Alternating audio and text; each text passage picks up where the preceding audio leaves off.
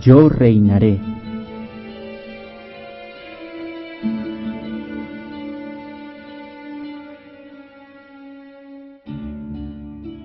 Una vida para un corazón.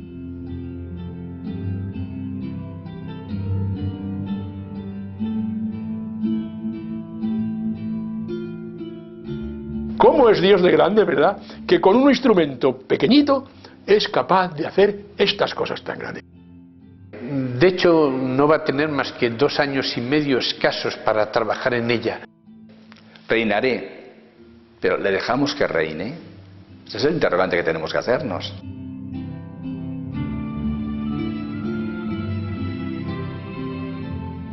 Bernardo de Hoyos, confidente del corazón de Jesús.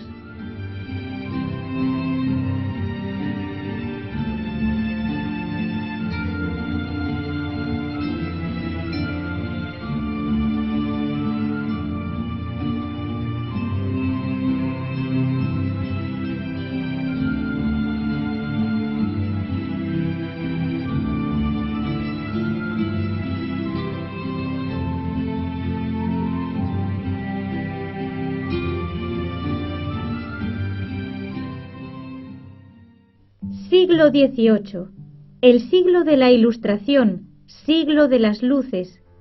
En España, al morir Carlos II, entra a reinar la Casa de Borbón. Felipe V, nieto del rey de Francia. Luis XIV, profundamente religioso pero ambicioso. Jansenistas y galicanos, corrientes provenientes de Francia, hacen guerra solapada y tenaz a la Iglesia. Para contrarrestar estas influencias nocivas, surgen hombres providenciales como San Vicente de Paúl, San Francisco de Sales, San Juan Eudes, San Luis María Griñón de Montfort. La Compañía de Jesús en España crece pujante. Sus colegios son semilleros de santidad. Desde Francia se extiende la devoción al Sagrado Corazón de Jesús gracias a los escritos de Santa Margarita María de Alacoque. Pero el corazón de Cristo quiere reinar también en España y en el mundo entero. Contra la soberbia del mundo, Dios escogerá la humildad. Contra la frialdad e indolencia, el alma ardiente de un apóstol que sí le permitirá reinar sin límites. Bernardo Francisco de Hoyos y de Seña, joven jesuita y primer apóstol del Corazón de Cristo en España, nace el 21 de agosto de 1711 en Torrelobatón, provincia de Valladolid. Su vida comienza marcada por el misterio de la cruz y por el misterio del amor misericordioso de Dios. Muchas veces mi madre me dijo que atribuía mi vida a un milagro, pues no conoció que estaba encinta casi hasta darme a luz. Y así la hicieron sangrías y otros remedios que me debían a mí quitar la vida. A la madre le hicieron una serie de sangrías antes del parto, entonces nació un poquito débil. Y de hecho la estatura pues era más bien de niño, no reflejaba la edad normal que tenía, sino parecía un poco más pequeño. Fue un chico prematuro y que por eso pues no esperaba ella que naciese tan pronto. Y entonces pues la madre lo cuidó ciertamente mucho, ¿verdad? Pues porque tenía la responsabilidad, sentía ya la responsabilidad de que estaba educando un santo. Tenía como una cosa dentro que le decía que procurase ese niño, porque si no se lograba, se perdía un santo para la Iglesia. A los pocos días de nacer, fue bautizado en la parroquia de Santa María, en la pila que aún se conserva, con el nombre Bernardo Francisco, por el santo celebrado el día anterior a su nacimiento, San Bernardo de Claraval, y con el de San Francisco Javier, del que existía una talla de madera en la parroquia del pueblo muy venerada por los fieles. En esta misma iglesia comenzó a asistir a misa. En ella hizo su primera comunión y recibió a los 9 años la confirmación. Sus padres, don Manuel de Hoyos, notario, y doña Francisca de Seña, ama de casa, le inculcan un amor y una educación muy esmerada en las cosas del buen Dios. En las bellas palabras del padre de Bernardo, dirigidas a sus 2 hijos en su testamento, descubrimos la intensidad espiritual de estas gentes sencillas y devotas. A mis hijos encargo sean temerosos de Dios y de su conciencia, obrando y procediendo bien y a medida de sus obligaciones, que con eso merecerán el mayor alivio, y sobre todo el agrado y misericordia de su majestad, que los guiará y dará a luz en el entendimiento para su santo servicio, y permanecer en él hasta la muerte, teniendo obediencia, respeto y veneración a su madre, abuelo y tío y demás personas, para que logre en esta vida el cariño de todos, y en la otra descanso eterno, que les gobiernen y enseñen las buenas y cristianas costumbres. Esta enseñanza Bernardo la hará suya. Desde pequeño destacará por su firmeza de criterio y convicciones, por su cumplimiento recio del deber. ¿Qué planes tejía el Sagrado Corazón para él? Bernardo desconocía la misión que tendría que cumplir, pero reza con sincero anhelo: venga a nosotros tu reino. Es la gracia de Dios que lo invade desde la infancia. Terminaba el sacerdote de predicar en el templo y él salía, había una especie de púlpito flotante, se ponía encima y reunía a todos los niños a su alrededor y les arengaba. Él soñaba, pues como sueñan todos los niños que tienen que expresan muchas veces su fe, o que cuando están en la catequesis, pues con ser misionero, con dar la vida por Jesús. Es el niño que jugaba con la luna, en el sentido, es una expresión que yo leí hace tiempo, como el niño que tiene muchas ilusiones, y en esas ilusiones pues también está Dios de fondo, como trasfondo de su vida. Aquí en Torrelobatón no solo aprende a escribir, a leer, a jugar con sus amigos, es un líder nato.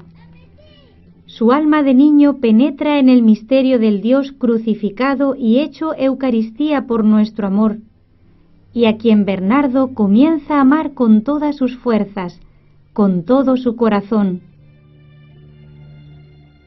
Bernardo tenía una gran afición a los libros, o sea, era un muchacho estudioso. Entonces sus padres lo que hacen es sencillamente lo llevan a Medina del Campo. ¿Por qué? Porque en Medina del Campo vivía una tía suya, hermana de su padre, y está estudiando el primer año de gramática, lo que se llama gramática ínfima, estudia allí, pero estudia como externo. Él vive en la casa de la tía y precisamente su tío, el tío Tomás, hermano de su padre, se ve que le había hablado de un gran colegio que tenían los jesuitas en Madrid, que era el famoso Colegio Imperial, al que visitaban incluso los reyes en ocasiones. Era sin duda quizás el mejor colegio de España en aquella época. Como tenía tanto deseo de estudiar, él lo que hace es sencillamente coge un borrico y poco a poco llega hasta Madrid. Bajó sin avisar nada a su tía, con la cual vivía, bajó tempranito a la cuadra, cogió la borriquilla y Tista se presentó después de 2 días de camino, como mínimo 2 días de camino, pues, y preguntando, llegó hasta la corte a donde estaba su tío. Y allí el tío al verle: ¿y qué haces aquí? Pues tío, vengo a que me busques un colegio como esos que tú has dicho. y él, pero chiquillo, ¿que en casa saben esto? No, me he escapado. Pues claro, lo primero que hizo el tío fue devolverle a su casa y hablar con el padre del muchacho. Mira, este muchacho hay que ponerle en un colegio de primera categoría, porque tiene unos deseos de saber y tiene una capacidad tal, y fue lo que hicieron. Pues mira, aquí a poquitos kilómetros de Torrelobatón está Villagarcía de Campos, que tienen los jesuitas un colegio estupendo. Allí fue donde él empieza su vida, a la sombra de aquel noviciado de la Compañía de Jesús.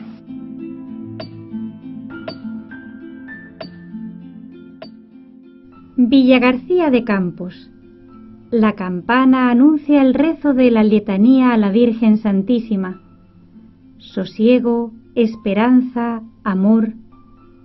Más que una villa castellana de labranza o pastoreo, parece en la época un gran colegio, donde entre novicios y alumnos más de 1000 se cuentan. Todos se rigen por el toque acompasado de una vieja parlera, como llaman a la campana de San Luis. Aquí cursará el adolescente Bernardo los estudios básicos por 5 años: gramática, suprema, humanidades y retórica. Su ímpetu y agudo ingenio se manifiestan pronto en las aulas. Es extraordinariamente piadoso, comentan sus superiores. Su temperamento vivaz contrasta y se aquilata con su vida oculta y sencilla. Ya los sacerdotes y maestros de Medina del Campo habían dicho de él: era muy puntual a las confesiones y comuniones. Recibía con suma docilidad los consejos de sus maestros cuando exhortaban a sus discípulos a la devoción de María Santísima, a la frecuencia de los sacramentos y a evitar toda culpa, aunque fuera venial. Ya estaba la semilla de la vocación en él. Le seduce la compañía de Jesús y tiene un planteamiento desde el principio, un germen vocacional, como tienen muchos niños, ¿no? Una persona que desde el principio manifiesta que está seducido por el Señor, por Jesús, o sea, de cierta manera es una persona abierta a lo que el Señor quiere. Como colegial es ejemplar, disciplinado y muy tenaz en todo lo que se propone. Era un hombre de una fuerza tremenda en lo que decía. Tanto es así que sus compañeros, los que mejor le conocieron y vivieron con él, dijeron que podía parecer que no tenía pasiones, pero que al contrario, se tenía que hacer mucha fuerza para dominar la ira. Y él lo tenía como su pasión dominante, la ira. Por eso se explica pues las cosas que él fue haciendo a lo largo de la vida. Por ejemplo, pues la huida que tuvo que hacer a Madrid. Su piedad se muestra sobresaliente, sólida, pero siente que el corazón de Cristo le pide más. Quiere ser jesuita, quiere ser un santo jesuita. Sabe que una cosa es el colegio y otra el noviciado, que es vida de renuncia, vida de sacrificio y abnegación. Una escuela perfecta para una invasión de Dios. No puede mirar ya atrás, ni quiere detenerse. Sin embargo, las puertas del noviciado de la Compañía de Jesús no se le abrirán fácilmente. Él pide la entrada y no se la dejan, no se la dan los jesuitas, no le admiten. No le admiten porque, y la razón que ponen es porque es muy pequeño, porque se ha desarrollado poco. Y creen que eso es una enfermedad que tiene y no le quieren admitir. Llega a Villagarcía y entonces, con el permiso escrito de sus padres, piensa que las puertas se le han abierto y le dicen que no le pueden admitir, y le dan esta razón: eres relativamente pequeño de estatura y tus fuerzas no son muy grandes, no vas a poder llevar toda la carga de trabajo que supone ser jesuita. Y es lo que le descorazona enormemente, pero esa enorme tenacidad hace que ellos siga luchando por su vocación, y tiene la suerte de encontrar allí un viejecito que él estimaba mucho, el padre Félix de Vargas. El viejecito quedó muy contento de este muchacho, pero qué muchacho más bueno, estaba aquí. Y viene otra visita, y le va visitando, y se gana el corazón de aquel anciano. Y entonces dice: mire, yo quiero ser jesuita, y no me admiten. Y entonces el anciano intercede por él. Que él le conoce a ese muchacho, que sabe que aunque sea pequeño, pero que está muy bien formado y que tiene la cabeza muy bien puesta. Y gracias a este jesuita anciano, pues le admite. El propio rector y maestro de novicios en Villagarcía, dadas las trabas que se le pusieron para ingresar al noviciado, llegó a reconocer: en la vocación de Bernardo a la Compañía de Jesús hubo más de divino que de humano. Y el Sagrado Corazón lo quería jesuita y santo. Tras la muerte de su padre, con apenas 15 años, el joven Bernardo Francisco es inscrito en el número de novicios de la Compañía de Jesús. Ya está preparado para vivir como Cristo, pobre y crucificado, muerto al mundo. A partir de ahora, su vida conjugará la monotonía de la vida religiosa con la novedad del amor de Dios que le inunda. Grande estima y aprecio me da el Señor de mi vocación a la compañía. La mayor miseria sobrescrito de mi condenación, creo que sería para mí el ser despedido de la compañía por mis culpas. Deseo y pido con todo el corazón que se conserve en la observancia y perfección en la que la dejó nuestro Santo Padre. Bien pronto comprende Bernardo su primera lección. Sabe muy bien dónde entra y para qué. Identificarse con Cristo pobre y lleno de oprobios. Aquí, en el noviciado, es donde avanzará por el camino hacia la santidad a través de la propia abnegación. La prueba más importante son los ejercicios espirituales, el mes de ejercicios, ¿verdad? Él lo hizo y tenemos apuntes de ese mes de ejercicios del Padre Hoyos. Y luego otra de las pruebas es ir pidiendo limosna por los pueblos, que es lo que se llama la peregrinación, que Hoyos también la hizo, no sabemos exactamente por dónde le tocó caminar. Era 15 o 20 días yendo totalmente sin nada y pidiendo limosna y hospedándose donde buenamente podían. A veces en la casa del cura y otras veces incluso, pues a lo mejor en algún pajar, ¿no? Para avezarse, como decía San Ignacio, a mal comer y mal dormir. También había otra prueba, que es la famosa prueba de los hospitales, servir en hospitales, ayudando a los enfermos, limpiando las camas, barriendo, etcétera. Tenían sus ministerios.